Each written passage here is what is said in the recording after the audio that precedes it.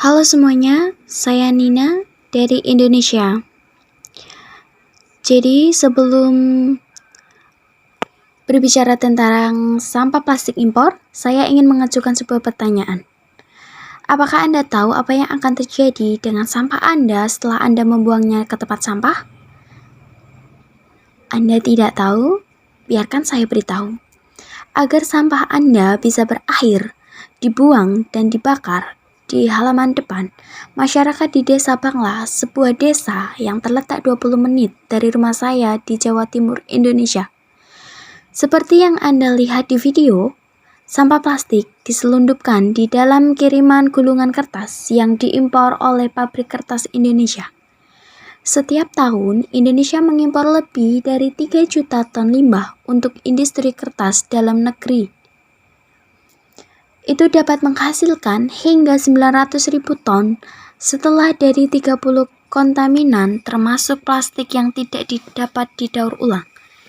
Indonesia telah mengimpor limbah kertas sejak tahun 1980 karena kertas pabrik membutuhkan pasokan kertas secara teratur.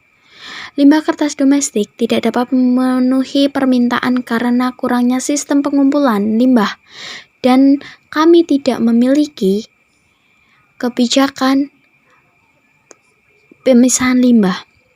Sejak Cina melarang impor sampah pada tahun 2018, pengiriman limbah kertas ke Indonesia meningkat hampir 50% dari tahun sebelumnya. Itu berasal dari Italia, UK, Kanada, Jepang, Belanda, dan Amerika. Lebih banyak cara dibuang dan dibakar di halaman depan, lahan pertanian, pinggir jalan, dan di sepanjang tepi sungai.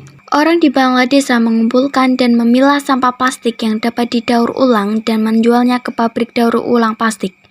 Tetapi sampah plastik yang tidak dapat didaur ulang dijual ke pabrik ransel sebagai bahan bakar. Anda semua di sini harus tahu bahwa membakar sampah plastik dapat melepaskan gas rumah kaca dan dioksin beracun.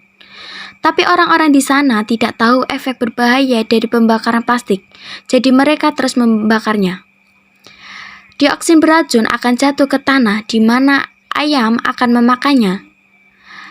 Telur-telur ayam telah terkontaminasi oleh dioksin. Tingkat dioksinnya ini telah melebihi tingkat amat dioksin dalam telur. Daur ulang plastik dimulai dengan memotong sampah plastik menjadi potongan-potongan kecil, kemudian dicuci dengan air sungai, dan kemudian limbah yang tidak diolah langsung dibuang ke sungai. Kita akan melihat jutaan partikel mikroplastik. Di sungai, mikroplastik akan menyerap polutan seperti limbah industri, pestisida, logam berat, dan deterjen.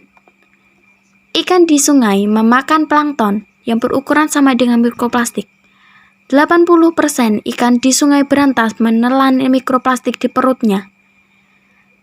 Jika kita makan ikan yang telah terkontaminasi mikroplastik dalam jangka panjang, kita bisa mendapatkan cacat kesehatan atau dampak kesehatan yang serius, seperti gangguan hormon kanker dan bahkan cacat dari lahir. Untuk mencegah dampak pencemaran di desa Sungai Berantas, saya dan tim saya, River Warrior, berlayar menyusuri sungai dan memantau kemakmuran pabrik kertas dan pabrik daur ulang di sepanjang sungai. Kami memantau kualitas air dan menemukan bahwa semua sampel air dan air limbah yang kami kumpulkan dari Sungai Berantas mengandung mikroplastik. Artinya, mikroplastik telah mencemari sumber air minum bagi lebih dari 6 juta orang yang tinggal di hilir pabrik.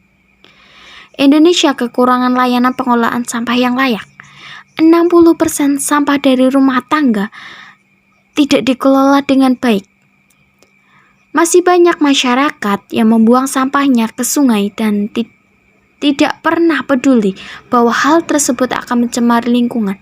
Jadi pada tahun 2019 saya menulis surat kepada Presiden Amerika Donald Trump untuk menghentikan ekspor sampah plastik Indonesia dan mendaur ulang dengan cara mereka sendiri. Jadi ini adalah video dengan tim saya.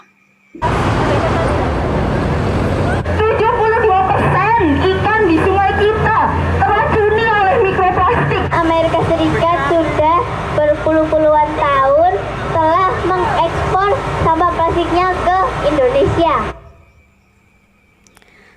Dan kemudian saya menulis lagi pada bulan Maret 2021 kepada Presiden USA Joe Biden, dan akhirnya ekspor kertas Amerika turun sekitar 50% dari 900.000 ton pada 2018 menjadi 400.000 ton pada 2020.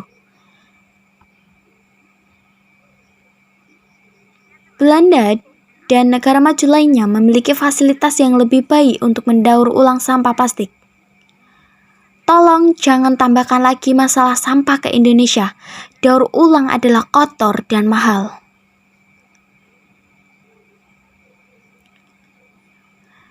Jadi, negara pengekspor limbah harus bertanggung jawab untuk membersihkan tempat pembuangan tumpukan sampah asing di desa dan tepi sungai, karena sampah plastik Anda tidak didaur ulang dengan cara yang aman. Di sini, sampah plastik Anda mencemari lingkungan di negara saya. Saya khawatir tentang lingkungan saya di masa depan. Bagaimana jadinya? Sekarang, lingkungan kita sudah sangat tercemar oleh plastik. Dan plastik Marco sudah mencemari tubuh kita. Mikrobik ada di dalam tubuh kita. Jika Anda terus mengekspor sampah plastik Anda ke Indonesia, maka Anda mencemari lingkungan saya. Saya dan banyak anak di Indonesia tidak akan hidup dan tumbuh di lingkungan yang aman dan sehat. Banyak anak akan sakit karena polusi plastik pembuangan dan pembakaran. Sebagai anak-anak, kita memiliki hak untuk hidup di lingkungan yang bersih dan sehat yang aman, sehingga generasi sekarang tidak boleh mencuri hak dasar kita dan membahayakan kehidupan generasi berikutnya. Negara maju harus melarang ekspor sampah plastik ke Indonesia, karena kami tidak memiliki kapasitas untuk menangani masalah sampah kami sendiri. Jadi, tolong jangan menambah beban kepada kami. Indonesia bukan tempat pembuangan sampah global. Jadi tolong hentikan ekspor sampah plastik Anda ke Indonesia. Dan tolong bantu saya mewujudkan impian saya untuk hidup di lingkungan yang aman, bersih, dan sehat, bebas dari polusi plastik. Terima kasih atas perhatian Anda.